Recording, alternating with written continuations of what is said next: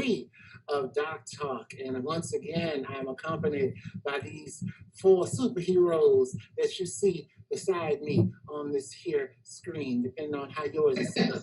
All right. So I have Dr. Jason Lester, Aurora, Colorado. I have Major Dr. Michell Greenidge from Tampa, Florida. I have Dr. Regina Parnell from St. Louis, Missouri. I have Dr. Crystal DeBerry coming at us from Memphis, Tennessee. My name is Dr. Jamaal Fortner, and I'm with you from Houston, Texas. Come on, each time getting down. That's how I happen.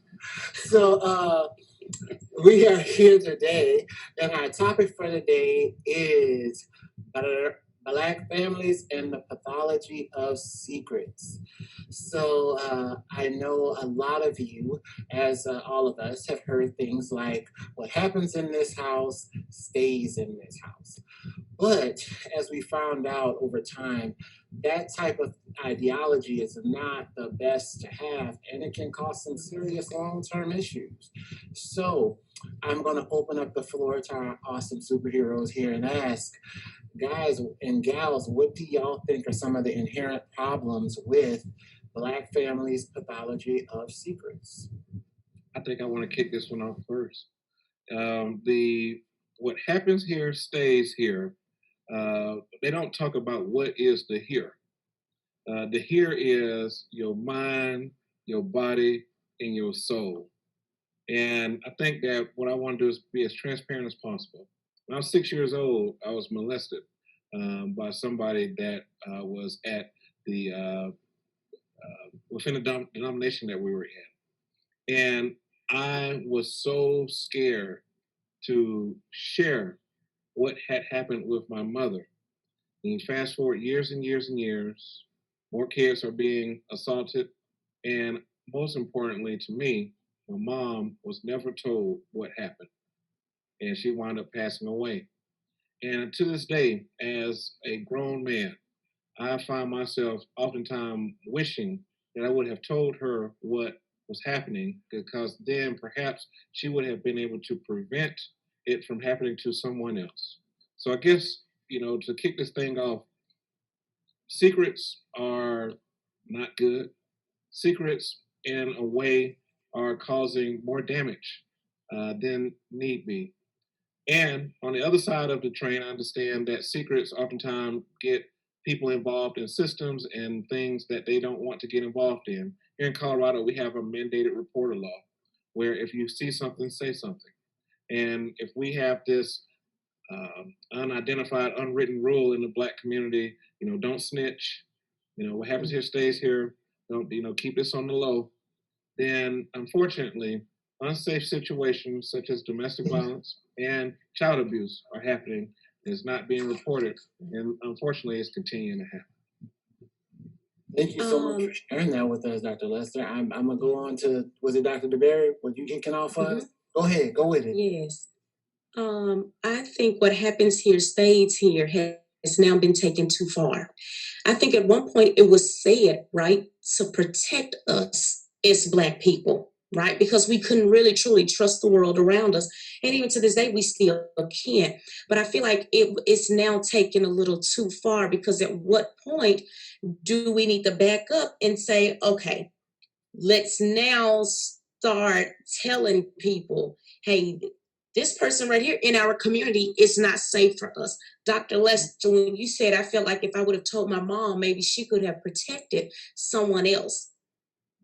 I think it's just a matter of, where is that boundary? Where is the line drawn between what happens here stays here, and no, let's now have this duty to warn, right? And I know as clinicians, it's a whole other, takes on a whole other meaning, but even just individual families, at what point do we need to start talking about the things that's happening in our families? And like you, Dr. Lester, it was for me on both sides of the family. And my family didn't find out until I was maybe 15 or 16. And to this day, no one still knows the full story. Because then when you talk about it, people are nervous to ask those questions, to know more about it. And because now so much time has elapsed, but what do we do with it now? Right? people who did it to me. I mean, grown with kids and married, and was it really just the playing doctor? Is it really children just being children? But to what extent should we really start talking about things that seems to occur generation after generation after generation, to say, hey, let's go ahead and start putting this out here so we can start talking about it and having those open family discussions? Because see, this, what happens here stays here, is not even being discussed amongst the family unit. Yeah, and I want to pivot off of that, because not all the time is it something so traumatic as what you guys have experienced. And I want to first validate that the point that you were harmed by someone you trusted, and they violated your trust as well as your family's trust. But sometimes it's small things that grow into bigger things. Yes. Birthrights. Whose child is who? You know, I am recently in my family, it was disclosed that someone in my family father wasn't their family father. I knew it. A lot of the older people in our family knew it, but no one wanted to tell the person. I wanted to tell her, but it wasn't my place to tell. It was the mother's place to tell. And when it came out, it was told in a way that it wasn't healing behind it. Now it's blaming instead of, understanding what really took place when she was conceived. So there's oftentimes things like that that could have been avoided when she was born, to talk about it, to deal with it, to address it, that would have prevented all of the issues that they're currently having now. So it's not all the time secrets of molestation or abuse. It's secrets of true identity too. Yes. Yeah, and I'll just piggyback off of what Dr. Parnell talked about in the previous episode, as well as what Dr. DeBerry was talking about just a few minutes ago. It goes back to our ancestors, back to slavery. There was no one outside of the home that we could trust, right? Right. So we carried on this tradition for many, many years that we have to keep what's going on in our household for a variety of reasons, whether that be because something bad would happen to us on the outside, or that just in our home in general, we don't want to hurt the rest of our families. You know what I mean? And it ties into the trust that we talked about in our last episode, as well as what Dr. Parnell just discussed. It's who can we trust? We can't trust anybody outside of the home, and we can't trust the people that we're supposed to be able to trust inside of the home. Where do we go? What do we do? And I think this is kind of where, for our Black parents and our grandparents, this is where it's important for you to create a culture that allows your grandchildren and your children to feel safe coming to you to disclose things. So if I feel like if I tell somebody I'm going to be in trouble, well, then I'm probably not going to say anything. And how many stories have we seen in issues where the child doesn't say anything because they were told you're going to be in trouble if you say something? Right. I would say more parents and grandparents need to cultivate an atmosphere in their home that says, I want to know what you have to say. And you're not going to be in trouble for telling me what somebody did. Also, explaining to our kids what good touch and bad touch is, and explaining to them human anatomy and things like that, because ultimately I think so many people try and avoid it because it's uncomfortable and it's awkward and it's weird. But if you telling them this now is going to protect them from something happening to them later, I would think that you can deal with this moment of awkward interaction to spare them a lifetime of residual consequences from something that happens. And Dr. Jamaal, you just said a mouthful. Having that communication, having that openness with them. And I'll use an example with my granddaughter. She FaceTimes me all the time. And I make it a point to answer her calls, regardless of what I'm doing. Yes, I'm a full-time profession. Yes, I do other activities. But when my phone rings and I see it's her calling, I answer. because I want her to know at any time you can call Granny and anything you want to talk about. Sometimes she just want to show me her flip. Granny gonna watch your flip. Watch you flipping, and then I'll ask her, Jamiah, is there anything else you need? And she'll be like, no, Granny. I say, okay, Granny gonna call you right back. She in the middle of something. And I make it a point to call her back, to let her know one thing you can bet your bottom dollar on. You can call me and talk to me about anything, and I'm not gonna be agitated. Because we have to, as parents, as protectors, as grandparents, parents, like you said, Dr. Jamaal, we have to open up that door. We have to open up that door for that comparable level so they can come and be okay to talk to us about anything. Absolutely. And you know what? As a clinician, how I see this is those of us who have struggled over the years with this secret that we couldn't tell anyone, it catches up to you. So most definitely. 50, 60 years old with your whole family, and it comes to a head at some point. And so now you're trying to figure out, how do I get through life at this point, right? So what I tend to see is that struggle, and African American men and women, adults who have kids and who experience sexual trauma, keeping it a secret, and then opening up that door and being afraid of what's on the other side of it, right? And so oftentimes what people don't realize is that carrying that baggage for so many years causes, that's what you see when you see that, quote unquote, angry Black woman, or that's what you might see when there's so many different reasons. And we talked about this before. There's that people they're judging what they see, but they don't know what's really inside of them. And if we can get comfortable with opening ourselves up to facing the reality that all of these things that we experience from childhood affect us now as adults, it's okay. It's okay to address it. It's interesting, just, again, seeing clients.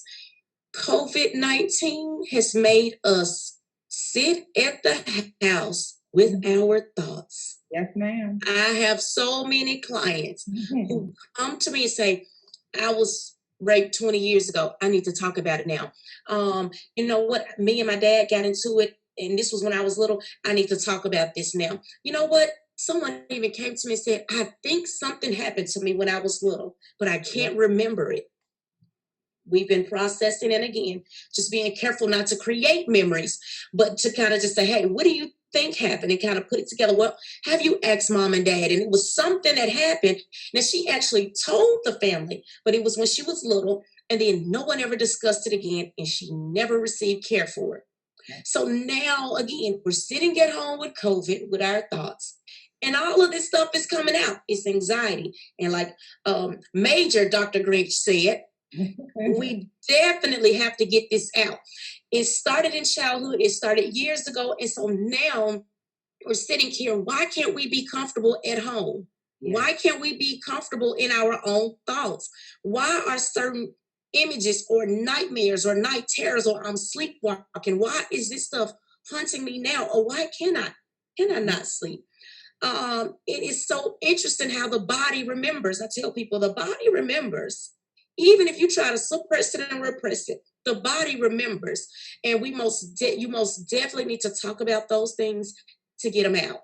Absolutely. And what's amazing to me is, in so many instances, you may see somebody be as functional as humanly possible for years and years and years, and then all at once there's this trigger, and it can be something so small, and then it's like kaboom. And then everyone's looking at him like, well, wait a minute, what happened? Somebody just touched him on the shoulder, he snapped and, beat the person down in the street. I got the opportunity to facilitate a male survivor of sexual assault group. And it was the most interesting phenomenon. Out of a group of 10 men, literally 1 out of 10 actually told somebody what had happened.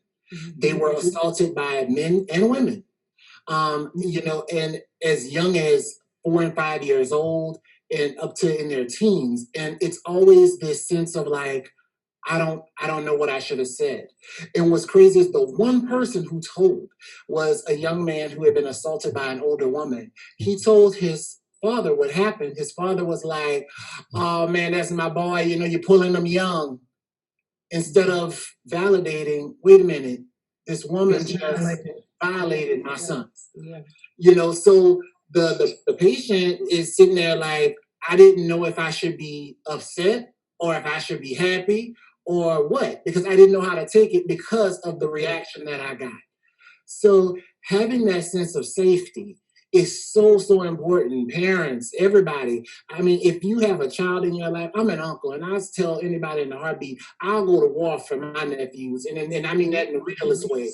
Like if they come back and say, Miss Johnson touched me on my tweeter, you better believe me and Miss Johnson about to have some words. All right, we about to have some words, if not more than that. Y'all better hope the police catch Miss Johnson before I get to you know, but it's just that sense of we have to make sure our kids and our family members and those around us feel safe coming to us. I always tell people I was lucky, and I never realized how lucky I was that I grew up in the household with my father, and I never worried about those types of things because in my mind, if I went to my daddy and told him anything, I could have said, "Daddy, Thanos got the glove and is standing at the end of the street. He about to snap on all of us. He had it under control." That's just the level of confidence that I had. But as a result, I understood what it was like to feel safe growing up. I didn't have to be angry and always ready to fight somebody because I felt safe. And when I worked in the prison system, I saw brother after brother after brother who did not feel safe in their home. They did not feel safe growing up because they couldn't talk to anybody about what they felt. Nobody wanted to hear it. They felt like nobody had time for them. And that type of environment is, I think, what feeds further and further into this pathology of secrets. I got a secret that I want to tell, but I can't tell because ain't nobody got time to hear it. Because mama might be working 2 or 3 jobs and daddy may not be here and whatnot. We have to make sure that, you know, as a part of that village, whoever we may be in that village, the uncle, the aunt, the sister, the brother, whatever, that we provide those spaces where people can talk about what's going on. Yes. I like to, I got to give credit to the school system down here in Shelby County school system, as well as DeSoto County as well, regarding feeding the children. Because it was this, I remember I had a couple of clients who, you know, I couldn't tell people, especially back at school, that I was hungry, right? Mama didn't want people to know that she couldn't feed us, even to that type of secret. And so now how the school system has taken it upon themselves to, hey, regardless of what your socioeconomic status is, we're feeding these babies, pick up, it's X, Y, Z, come get it. We're not asking any questions. Yeah. And I have to give kudos to that. Because I definitely remember growing up to those, you know, remembering children who you knew that food was all that they had. And they weren't allowed to say otherwise.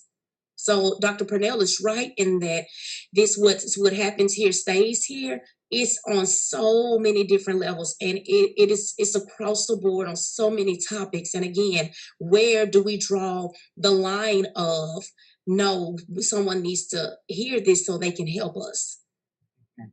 On the other side of the secrets, the shame, the hurt, the just feeling low, there's emancipation. And there is a sense of freedom. And I really believe that everyone has one person that they can truly talk to that will say, oh, that's what's going on. Well, we're going to deal with this right now. I guess the hard part is you have to identify who that person is. And you can't cry, you can't talk, and you can't laugh with everybody. Because everybody that come to your football game and come to see you win. And essentially some people, you know, will take what you tell them and make it really bad for you. Dr. DeBerry, what I like what you said about what the Soda school system did was they recognized that there was an issue and they created a solution that welcomed everyone.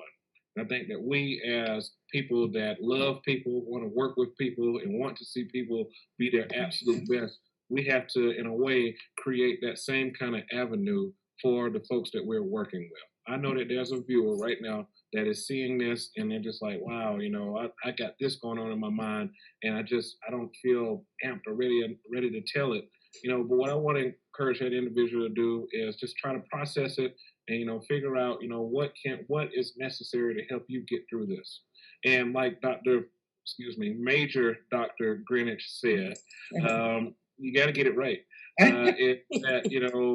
This stuff creates stress.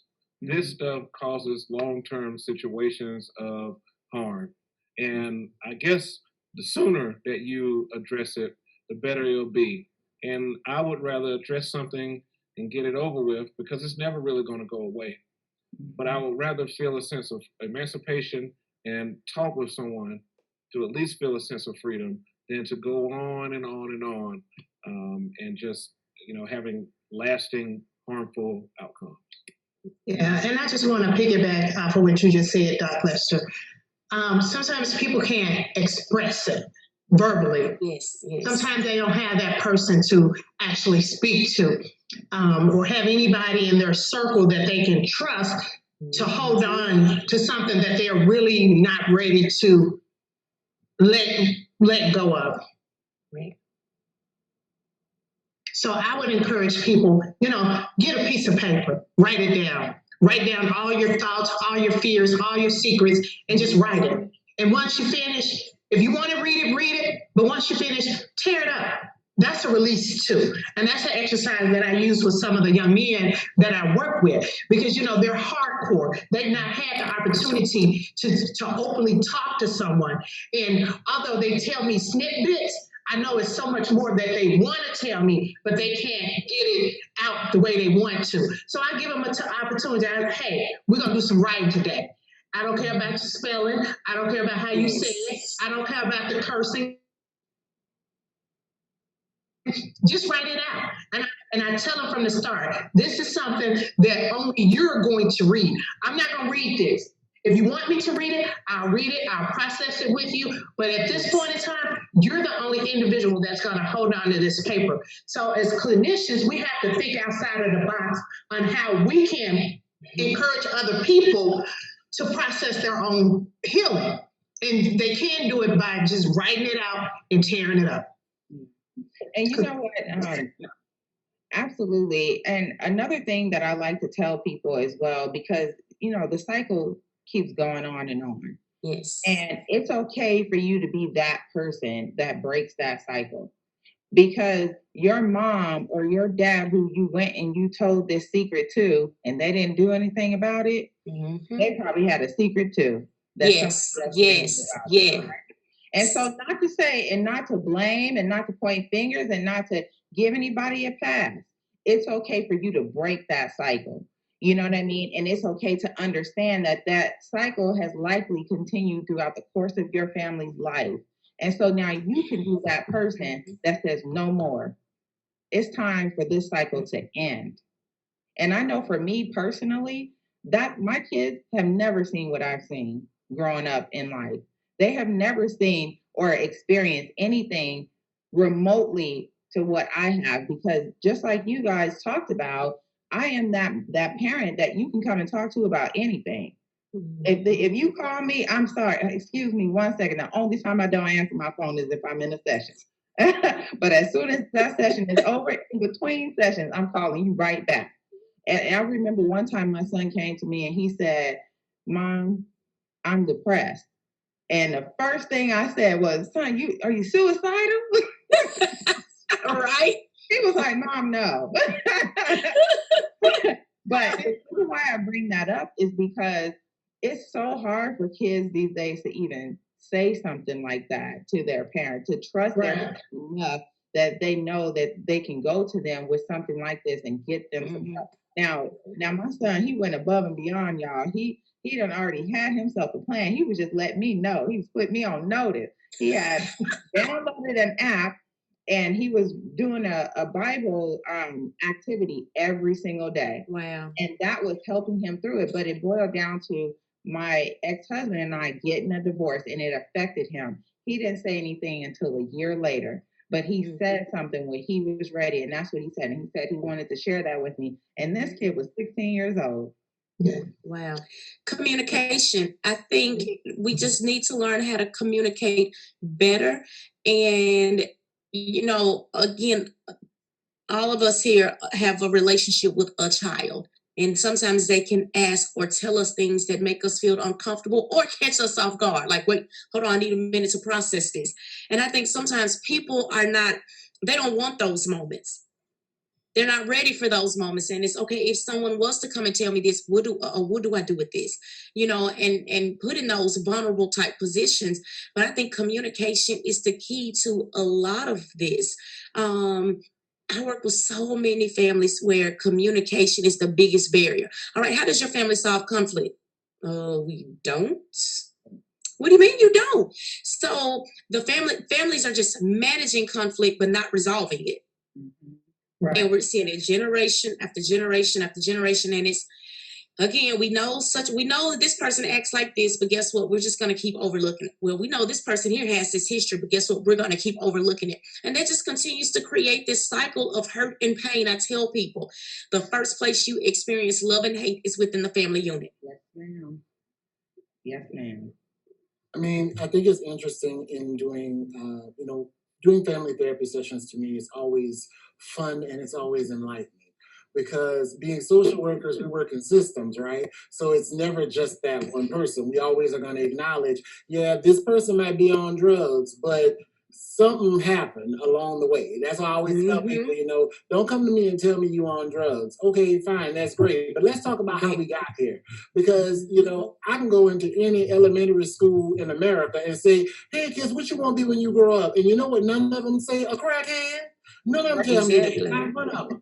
So somewhere along the way, something changed. And along the way, you went from wanting to be a fireman or a policeman or a doctor, and you said, I'm going to be a crackhead. What went wrong there? What off ramp did we take? So I always want to say that, there's always a causation, and we need to, as a Black people, work to the root of the problem. Stop putting Band-Aids on things. And a lot of it, I think, stems from poor boundaries. I feel like more often than not, when I'm in family therapy sessions, it's a poor boundary issue. It's always a poor boundary issue. I let you, talk to me any kind of way. I see mom and dad yelling at each other, and now they're wondering why the child is yelling. He's modeling what he sees. He's modeling your poor behavior. Oh, well, we don't know why he's taking these drugs. Mom, let me ask you a question. Is that a track mark I see on your arm? So I know you think you hiding it in the bathroom with the lights real low or doing it early in the morning when you think he's asleep. No, he knows, So it's the parents, be mindful that you're modeling behavior for your children. So if you don't want them to be the ones who are maladjusted and they can't regulate themselves, that means you can't be maladjusted and you need to regulate yourself. Correct. If you in the house throwing a tantrum, rolling on the floor, beating on it, what do you expect from your child? Wait a minute, but don't tell nobody I was rolling on the floor having a tantrum. Exactly. You hit him in the head with a skillet, and now you telling the son, don't tell nobody that's what you saw. But then you wonder why when he picks a girlfriend, why she's abusive towards him. Exactly. These are the kinds of things we have to be mindful of. Everything that we're doing is setting a pattern. And whether or not we want to acknowledge it, our patterns stem from those before us. So as I think it was Dr. Greenidge said earlier, be mindful. You have the authority, and it's okay for you to be the person that says, yeah, I know we've been doing it like this, but let's do it another way. It's okay for your family to have a family therapy session. Nobody gotta be, we don't have to be at, critical mass just to have everybody come together and sit with an objective party to hear what our issues are. That's okay. Like, if you want, like we talked in the last episode, if you feel like your pastor would be a good person to hear that, great. Ask your pastor to do it. But make sure that you are putting it out there. This is how I feel. Don't hold it all in. Stop eating your feelings. Because I'll be the first to tell y'all, at my heaviest, I was eating my feelings. I was eating my feelings and everybody's feelings up here. Because that was my coping, though. Go ahead, Yes. Chris. Dr. Fortner, I'm going to say this. So everyone, if you look me up, you'll know the story with my husband being incarcerated, right? And I remember before I started admitting that to the public, my daughter was she was in kindergarten.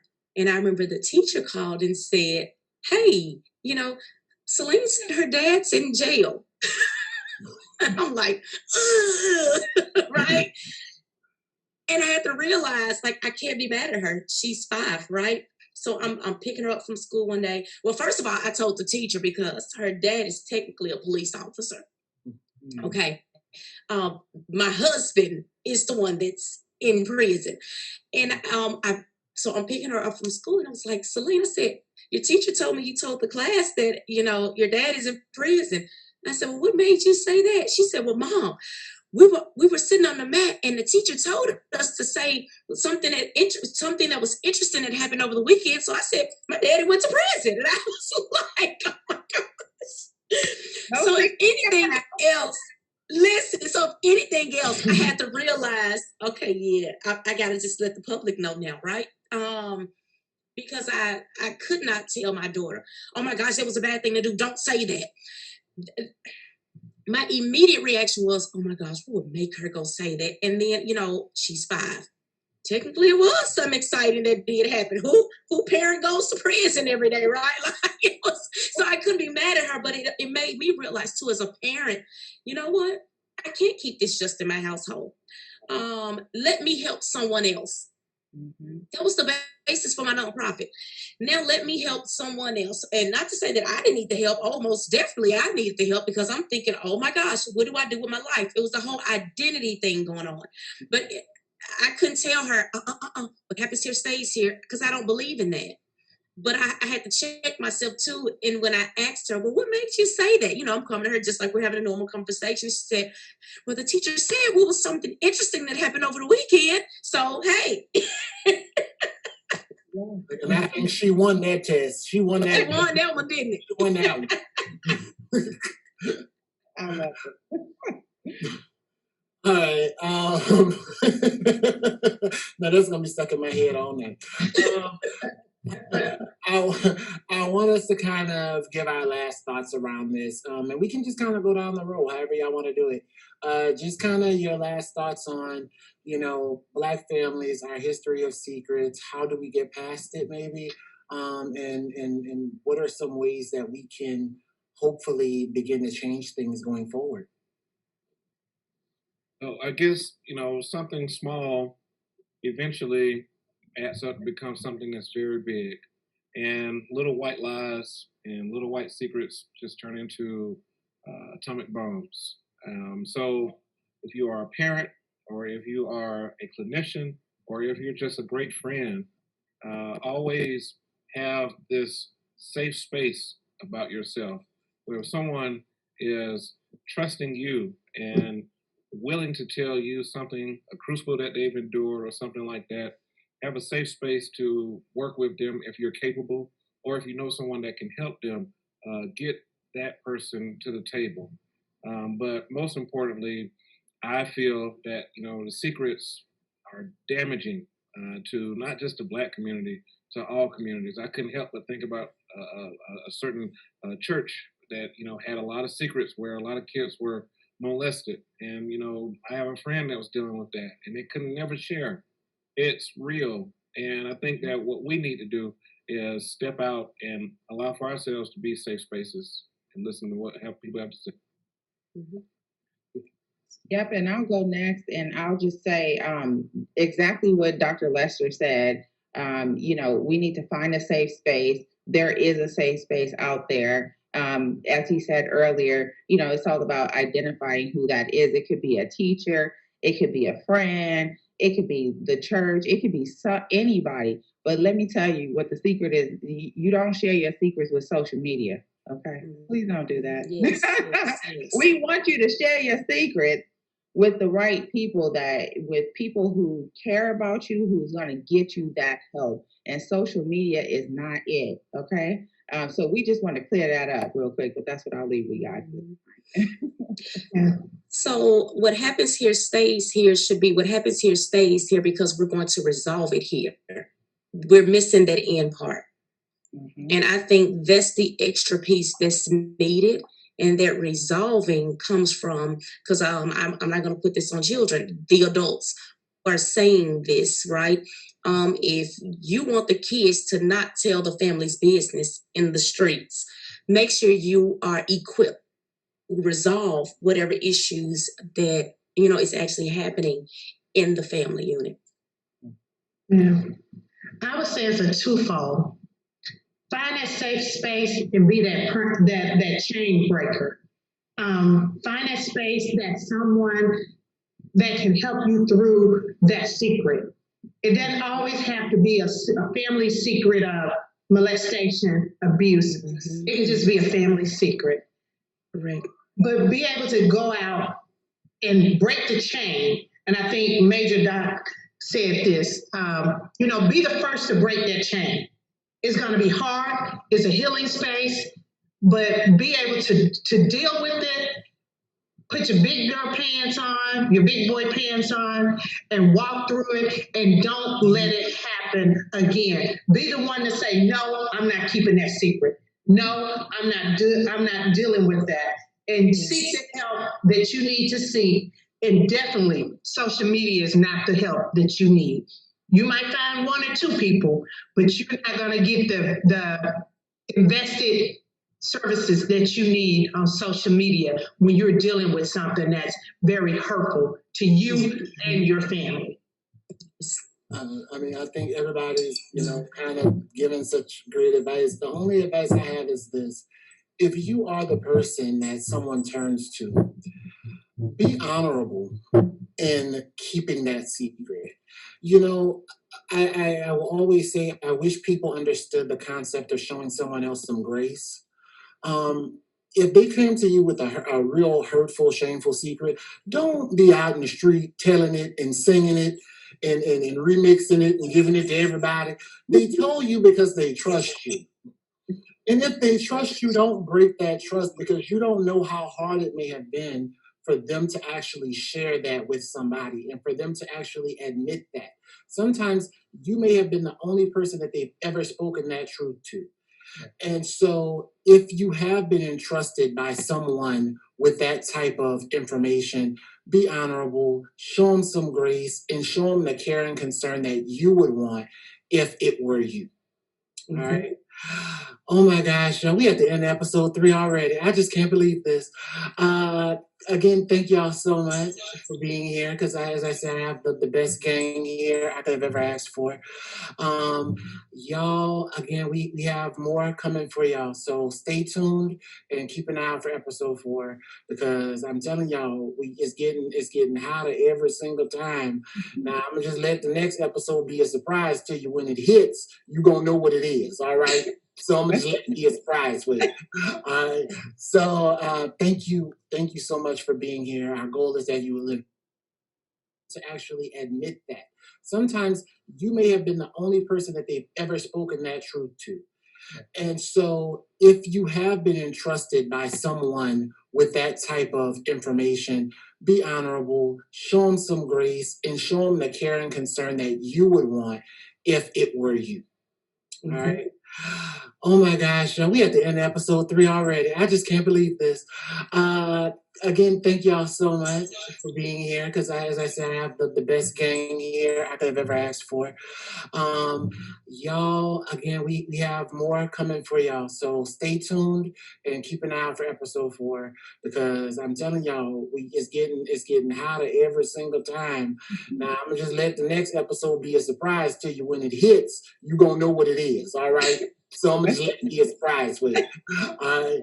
So thank you so much for being here. Our goal is that you would live in good mental health and that you would be whole. So yeah, y'all, we gonna see them next time, right? I wish we had like a graphic where everybody just fades out or something. It'd be so nifty. All right, see y'all next time.